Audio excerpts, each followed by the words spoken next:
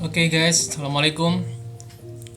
Ini pertemuan kita yang terakhir. Sebenarnya ini ada dua chapter, cuman ini saya gabungkan menjadi satu karena memang pada intinya ini saling berkaitan. Jadi di pertemuan ini kita akan belajar bersama tentang model keseimbangan antara resiko dan return, di mana model yang digunakan adalah CAPM dan juga dengan APT. Jadi CAPM ini adalah Capital Asset Pricing Model dengan Arbitrage Pricing Theory. Oke, kita lanjut berikutnya.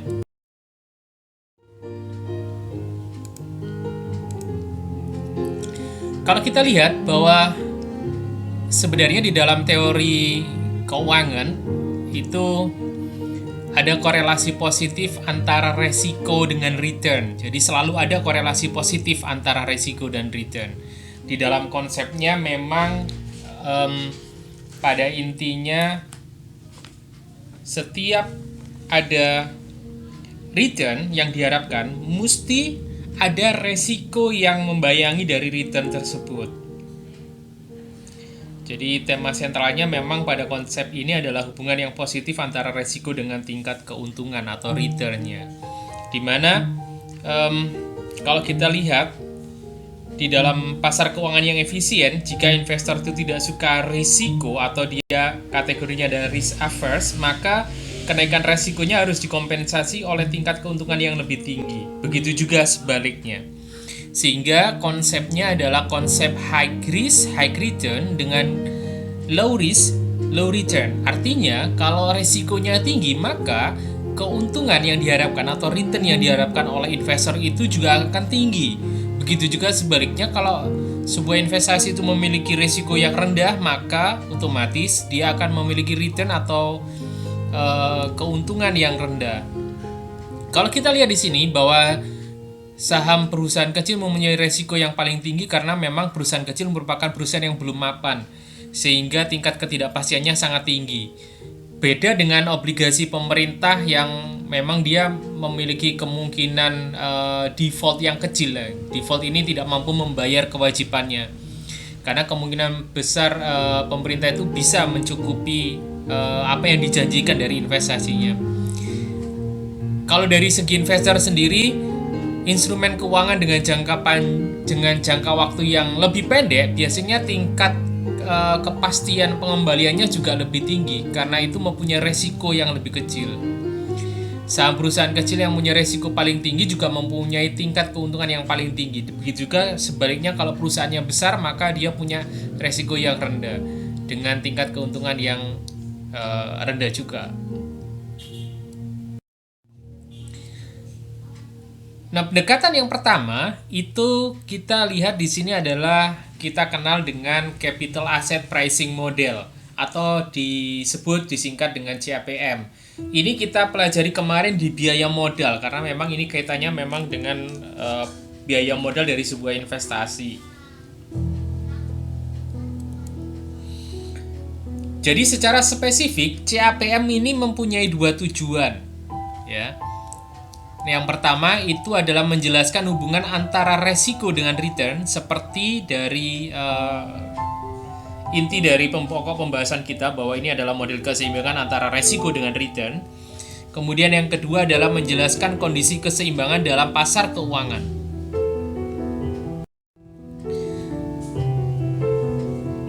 Yang pertama, bagaimana CAPM ini menjelaskan hubungan antara resiko dengan return. Kalau kita lihat bahwa di model CAPM ini bertujuan untuk menghitung premi risiko yang pantas dari sebuah investasi. Ini biasanya menggunakan risiko sistematis atau beta pasar saham. Jadi lebih ke arah risiko sistematis, artinya lebih secara global gitu ya. Kalau kita lihat bahwa sebagian dari risiko total yang diukur melalui standar deviasi bisa dihilangkan melalui diversifikasi. Nah, diversifikasi ini biasanya memang ada di risiko yang tidak sistematis, karena dengan membentuk portofolio yang terdiri dari beberapa aset resiko tidak sistematis itu praktis bisa dihilangkan, sehingga yang tersisa adalah resiko sistematis. Karena memang resiko total resiko itu adalah resiko sistematis dengan resiko yang tidak sistematis. Karena itu hanya resiko sistematis atau resiko yang tidak bisa dihilangkan melalui diversifikasi yang relevan untuk bisa dihitung.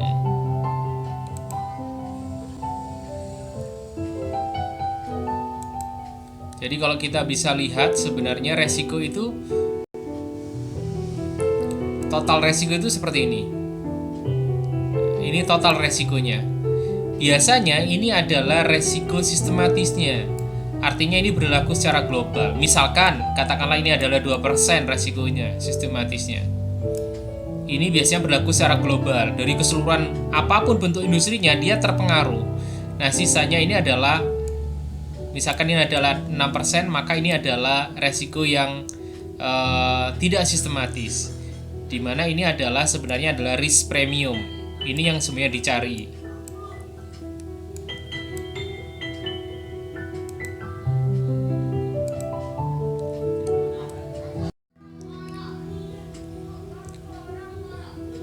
Tujuan kedua dari apa yang kita cari di CAPM itu, dari CAPM ini bisa menjelaskan kondisi keseimbangan di dalam pasar keuangan.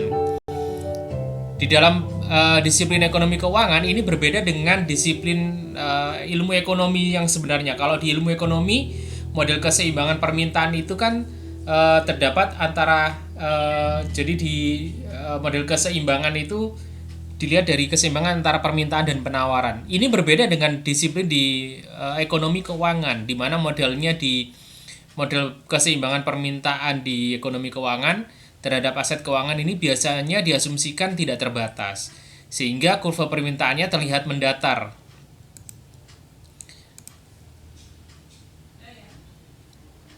Jadi kalau kita lihat ini akan menyerap penawaran yang ada. Jadi kalau di dalam teori ekonomi sebenarnya kan seperti ini nih. Ini teori keseimbangannya kan, model keseimbangannya. Ini ada supply, ini ada demand. Ini kalau di ekonomi, teori ekonomi. Beda dengan di ekonomi keuangan, tidak seperti ini, jadi lebih seperti ini. Jadi kalau kita lihat demand-nya itu terlihat seperti hampir datar. Supply-nya nanti tergantung. Jadi modelnya hampir seperti ini. Slope-nya ini lebih hampir mendekati datar permintaannya. Kalau kita lihat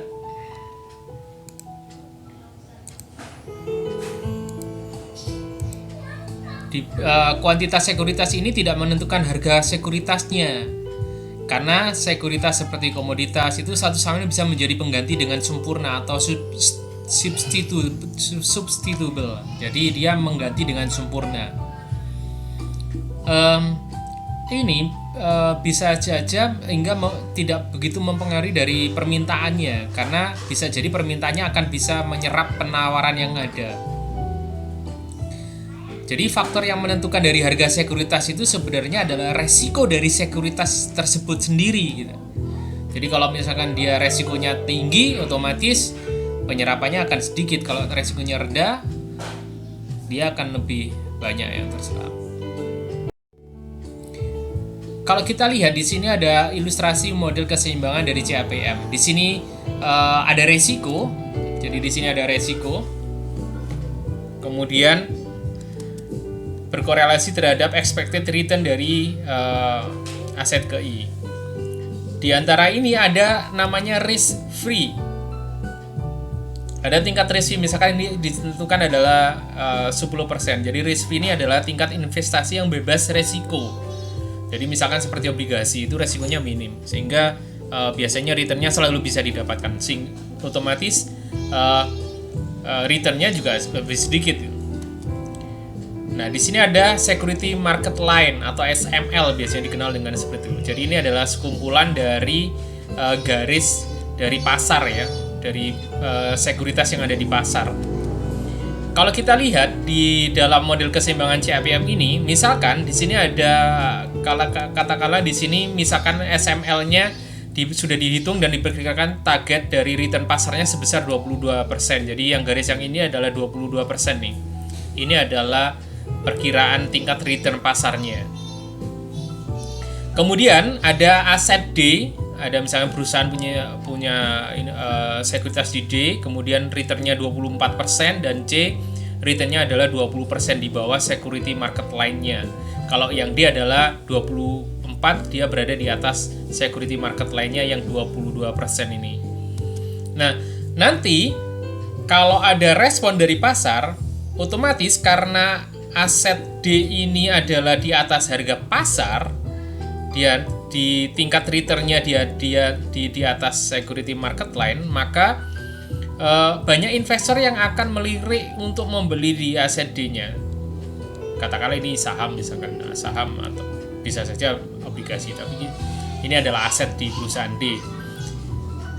Nah, yang aset di C ini tidak menarik bagi investor, sehingga dia banyak investor yang tidak membeli C, atau bahkan orang investor yang sudah punya aset C, dia akan menjual dan menggantikannya dengan membeli di aset D. Otomatis nanti konsekuensinya adalah harga di aset D ini akan naik, sehingga harga di aset C akan turun, sehingga keuntungan di aset D, kalau bagi investor keuntungan untuk membeli ini akan turun karena memang harganya menjadi naik. Kalau mau beli saham di sini atau aset yang ada di sini, ini menjadi harganya terlalu tinggi sehingga keuntungannya akan turun. Beda kalau kita punya aset C, maka ini keuntungannya C akan naik. Ini dalam satu waktu periode tertentu nanti ini akan menuju pergerakan menuju return ideal dari kedua aset, yaitu di security market line ini yang sebesar returnnya 22%. Sehingga dia otomatis akan diarahkan dari aset D akan ke security market line, begitu juga dengan aset C-nya. Inilah model keseimbangan dari CAPM. Intinya seperti itu. Rumusnya sendiri sudah kita lihat kemarin di waktu kita bahas biaya modal, bahwa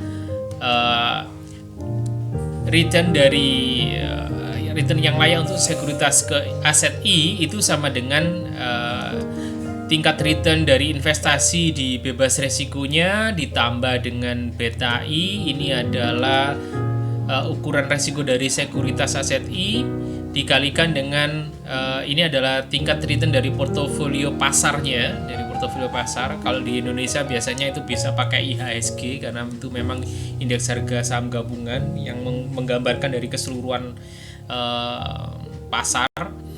Ini dikurangi dengan risk free-nya. Jadi tingkat return dari investasi bebas resikonya.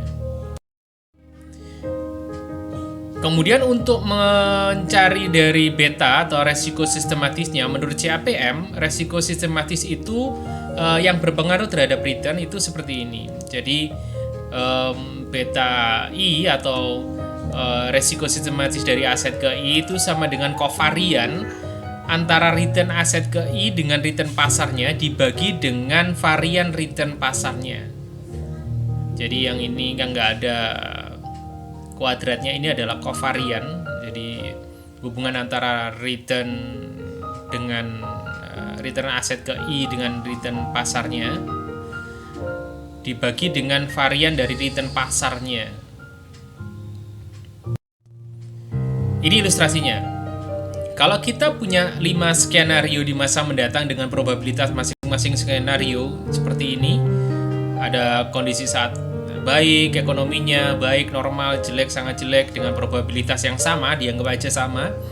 Kemudian ada returnnya dari aset C, ini ada returnnya kalau sangat baik itu 20 sekian sampai 2,5. Return pasarnya dari industri yang ada di aset C ini, itu return pasarnya kalau sangat baik itu 10, 8, dan seterusnya sampai minus 5.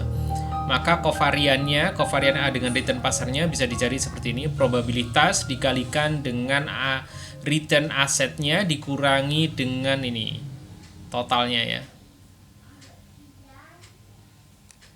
kemudian dikalikan dengan return pasarnya dikurangi totalnya, total return pasarnya 3,6, sehingga ketemu dari kovarian dari aset I dengan terhadap return di market itu 21,96. Maka kalau kita lihat untuk yang variannya adalah 0,2. Jadi 0,2 ini dari probabilitasnya dikalikan 10 return pasarnya dikurangi dengan totalnya, total return pasarnya dipangkatkan 2. Begitu juga selanjutnya untuk yang kondisi yang baik ini di 8, kondisi normal 5, kondisi jelek 0, di sini probabilitasnya sama, sangat jelek probabilitasnya 0,2, minus 0,5 return pasarnya dikurangi dengan total return pasarnya sama dengan ketemu 29,84. Maka kita bisa cari di sini bahwa nilai dari betanya, jadi dari betanya itu ketemu dari 21,96, jadi kovarian return aset dengan pasarnya dibagi dengan variannya itu 29,84 ini. Maka ketemu betanya atau resiko dari saham KEI itu adalah 0,74. Beta pasar sering didefinisikan sebagai nilai 1, sehingga jumlah rata-rata tertimbang dari beta individual adalah 1 seperti yang ada di sini. Di mana XI ini adalah proporsi investasi pada aset KEI. Hasil tersebut masuk akal karena investasi pada semua aset yang ada dalam membentuk portofolio pasarnya. Jadi kalau memang hanya ada satu saja, maka ya dia menggambarkan dari resiko pasar itu dengan satu.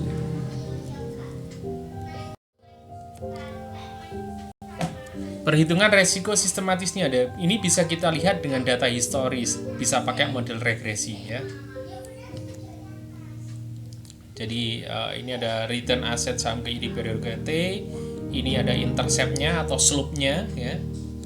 Ini slope-nya, jadi ini adalah slope-nya, sumbunya, sumbu kemiringan linearitasnya itu. Beta I adalah koefisien regresinya, di mana RMT itu adalah return portofolio pasar pada periode T ditambah dengan residualnya. Jadi ini makanya karena dia menggambarkan dari market, dari pasar, maka dia disebut dengan market model. Model regresi ini menggunakan return pasar sebagai variabel bebasnya. Jadi ini variabel bebasnya ini menggunakan variabel pasar dari return pasar, dan return saham sebagai variabel yang tidak bebasnya terikatnya. Kemudian model pendekatan kedua untuk mencari model keseimbangan resiko dengan return itu kita bisa pakai namanya model arbitrage pricing theory atau biasa dikenal dengan APT. Jadi kegiatan arbitrase ini sebenarnya adalah kegiatan yang bisa memperoleh keuntungan arbitrase. Apa itu keuntungan arbitrase? Itu adalah keuntungan yang diperoleh dengan modal nol dengan resiko yang nol, sehingga dia hampir sama dengan resiko premium sebenarnya ya. Jadi proses arbitrase ini akan mendorong berlakunya hukum satu harga, the law of one price, di mana hukum tersebut pada dasarnya mengatakan bahwa aset dengan karakteristik yang sama akan terjual dengan harga yang sama dimanapun di dunia ini. Jadi kalau intinya itu kalau aset dengan karakteristik yang sama, misalkan asetnya ini adalah tanahnya itu sama, karakteristiknya sama, penggunaannya juga sama, ini biasanya akan terjual dengan harga yang sama dimanapun.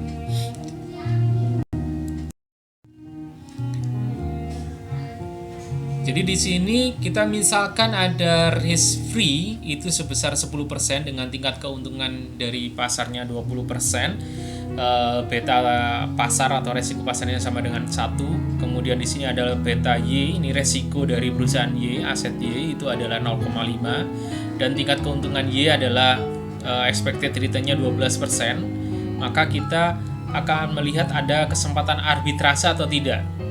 Pertama yang bisa kita lakukan adalah membentuk portofolio market atau pasar dengan risk free-nya dengan nama X. Dengan komposisi demikian, Maka kalau kita lihat beta portofolio X tersebut sama dengan beta dari Y, yaitu 0,5.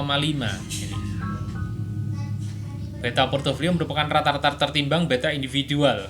Jadi beta portofolio yang ada dari banyak investasi itu dikumpulkan jadi satu, ini rata-rata tertimbang dari beta individual yang ada gitu. Sehingga seperti ini rumusnya. Kalau kita lihat di sini, ini adalah beta portofolionya. Portofolio ini maksudnya adalah gabungan di beberapa aset gitu ya, yang dikumpulkan menjadi satu. Kemudian ada sigma atau penjualan dari bobot atau proporsi untuk aset ke I gitu. Berapa sih kira-kira pembobotannya dari aset ke I itu, proporsinya berapa dikalikan dengan resikonya atau beta dari aset ke I.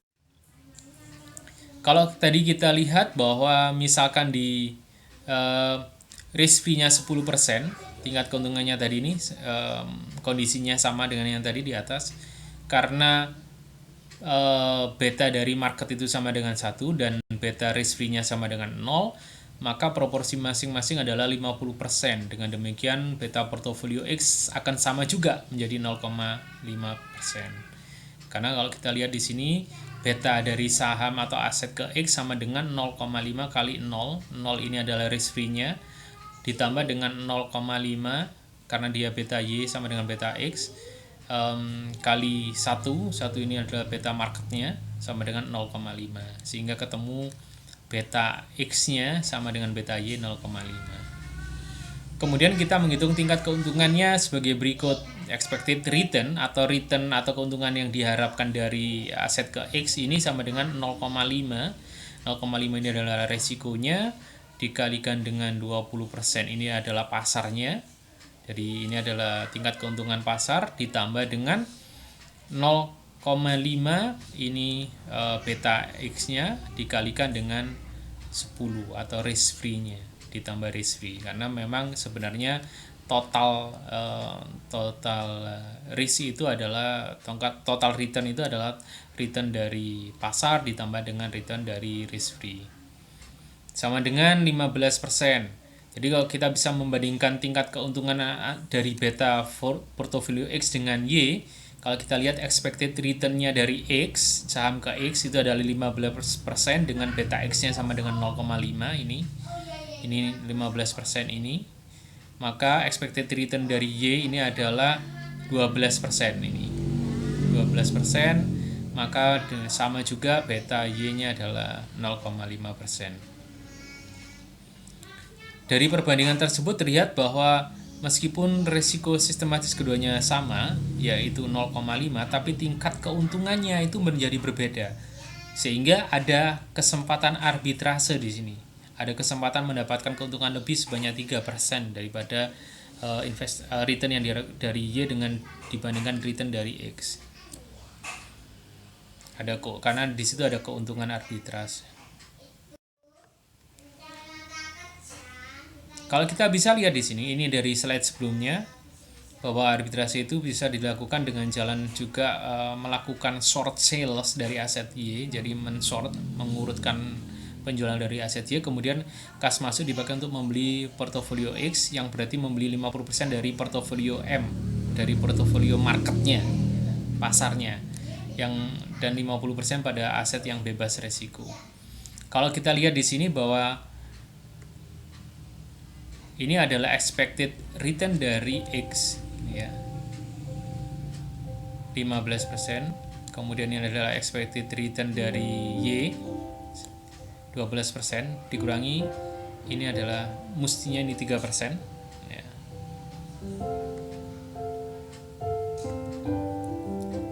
Kemudian ada tambahan resikonya 0,5 ini, nah, dikurangi 0,5 sama dengan 0, sehingga tambahan modalnya adalah 0. Karena kas masuk modal diperoleh dari short sales-nya, penjualan dari salesnya Y, pinjam aset Y, kemudian dijual dan dikembalikan pada periode berikutnya. Model arbitrase pricing theory. Jadi kalau kita lihat modelnya dari APT, ini adalah proses penghasilan return atau return regenerating process. Menurut APT bisa dirumuskan sebagai berikut. Jadi kalau kita lihat di sini bahwa tingkat keuntungan dari return dari aset ke I yang terjadi itu sama dengan tingkat keuntungan aset I yang diharapkan ditambah dengan beta 1 atau risiko sistematisnya dari aset faktor ke 1 sampai ke faktor ke N yang dikurangi dengan tingkat keuntungan dari faktor ke 1 sampai ke N ditambah dengan ini adalah residual. Nah, faktor-faktor tersebut bisa berupa return dari market, kemudian bisa juga dari pertumbuhan GNP, dari inflasi, tingkat suku bunga, dan lain-lain yang sifatnya biasanya secara makro karena dia itu merupakan faktor yang sistematis. Dalam APT hanya perubahan yang tidak terduga yang dikompensasi oleh return, seperti terlihat di dalam rumus yang berikut ini, di mana return bisa dipecah ke dalam return yang diharapkan dan return yang tidak diharapkan. Jadi return ini adalah expected return atau return yang diharapkan ditambah dengan unexpected return atau yang tidak terduga, sehingga bisa memunculkan arbitrase tadi. Jadi return yang tidak terduga bisa dipecah dalam dua tipe, yaitu yang ini, yang unexpected ini. Yang pertama adalah return yang tidak diharapkan yang berasal dari kejutan atau surprise faktor-faktor tertentu. Jadi tidak bisa dihilangkan melalui diversifikasi. Nah, yang kedua ini adalah kejutan tersebut bersifat tidak sistematis atau bisa dihilangkan melalui diversifikasi. Diversifikasi dari portofolionya, dari investasinya. Misalkan ada 3 faktor yang terlibat, misalkan ini ada inflasi, pertumbuhan GNP, gross national product, dan pertumbuhan perubahan tingkat bunga, maka bisa dipecah dalam modelnya ini bisa dipecah ke dalam seperti ini. Jadi ini adalah return dari